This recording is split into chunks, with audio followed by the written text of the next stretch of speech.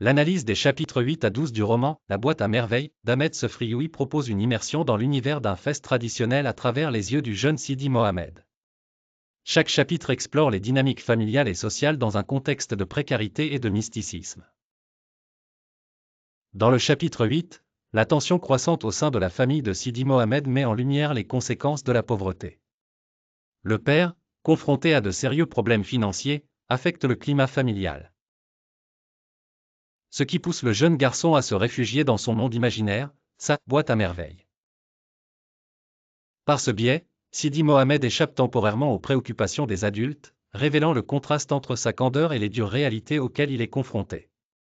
Le chapitre 9 introduit un événement décisif, le départ du père vers une autre ville pour trouver du travail. Cette séparation est source de chagrin et d'anxiété, en particulier pour Lala Zoubida, la mère, qui doit faire face à l'incertitude.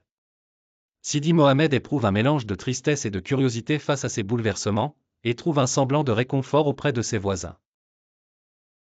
Ce chapitre souligne les sacrifices nécessaires pour assurer la survie familiale. Dans le chapitre 10, accompagné de son fils, Lala Zoubida consulte une voyante, espérant obtenir des clarifications sur leur avenir incertain. Ce passage est riche en descriptions pittoresques des pratiques mystiques de la Médina, reflétant la persistance de la superstition comme moyen de réassurance. Sidi Mohamed, quant à lui, observe avec fascination ces rituels ésotériques. Le chapitre 11 accentue l'absence du père et ses répercussions sur le quotidien de la famille. Lala Zoubida, malgré ses efforts pour maintenir une routine, est submergée par ses préoccupations. Sidi Mohamed, tout en décrivant les scènes de la Médina avec un regard poétique, témoigne des tensions et de la solidarité du voisinage. Son retour à l'école, bien que perturbé par ses pensées, représente un espoir silencieux.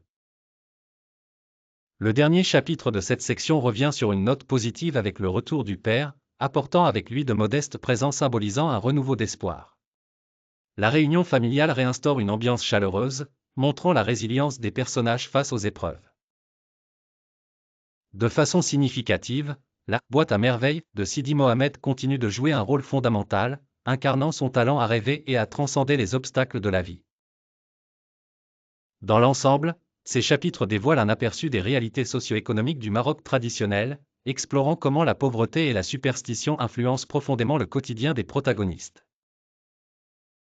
À travers la perspective candide de Sidi Mohamed, Sefrioui parvient à capturer l'essence poétique de la Médina de Fès avec une admirable justesse littéraire.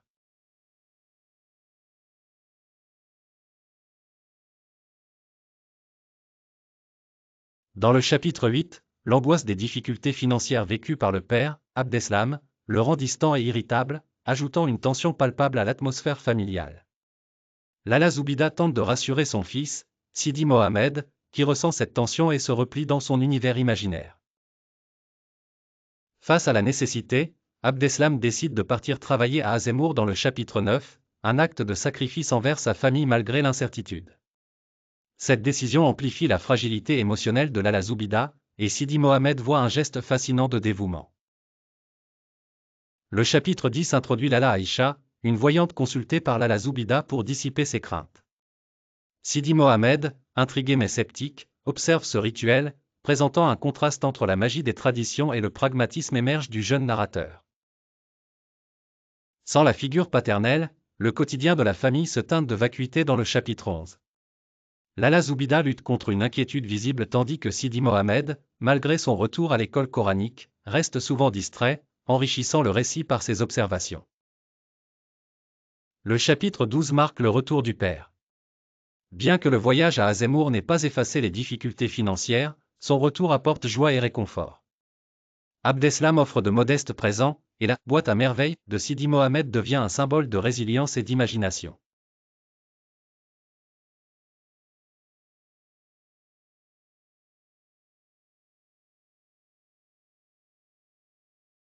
La boîte à merveilles d'Ahmed Sefrioui est un roman autobiographique qui nous plonge dans l'univers d'un jeune garçon, Sidi Mohamed, vivant dans la Médina de Fès dans les années 1920 à 1930. Le garçon, sensible et rêveur, se retrouve souvent isolé dans un monde adulte qu'il observe avec fascination mais dans lequel il se sent marginalisé. Son refuge, Sa boîte à merveilles est un coffre rempli de trésors qui nourrissent son imagination et le protègent des tensions familiales et sociales. La vie familiale de Sidi Mohamed est marquée par les difficultés économiques et l'incertitude. Son père, Abdeslam, est confronté à de nombreux revers dans son commerce de soie, ce qui affecte la quiétude du foyer. Ces difficultés financières obligent Abdeslam à chercher du travail dans une autre ville, laissant la famille dans une attente stressante. Sa mère, Lala Zoubida, endeuillée par l'absence de son mari, trouve refuge dans la religion et les pratiques mystiques, reflétant la prégnance des croyances traditionnelles dans cette société marocaine. La Médina de Fès, personnage vivant du roman, et vibrant de la vie communautaire, parfois uni dans la solidarité, souvent mêlé de conflits et querelles de voisinage. Sidi Mohamed est un observateur curieux de ce milieu, bien que souvent en retrait, ce qui accentue son sentiment d'altérité. Les croyances et superstitions occupent une place significative, soulignant la manière dont les personnages tentent de trouver un sens et une solution à leurs problèmes dans un monde incertain. La guérison mystique et les traditions ancestrales apparaissent comme des échappatoires à une réalité souvent difficile à accepter. Le retour d'Abdeslam, bien qu'il n'apporte pas une solution définitive aux problèmes économiques, rétablit un semblant de normalité et redonne espoir à la famille, permettant à Sidi Mohamed de reconnecter avec son univers intérieur. Les thèmes majeurs du roman incluent l'enfance et l'imaginaire, qui offrent un regard poignant sur la fragilité de cet âge face à la brutalité du monde adulte. La pauvreté et les difficultés sociales sont explorées dans leur capacité à affecter les relations humaines, tandis que les croyances jouent un rôle clé dans la façon dont les individus affrontent l'incertitude. Enfin, la vie communautaire de la Médina est décrite avec ses forces et ses faiblesses, brossant le portrait d'une société où la tradition et la modernité cohabitent.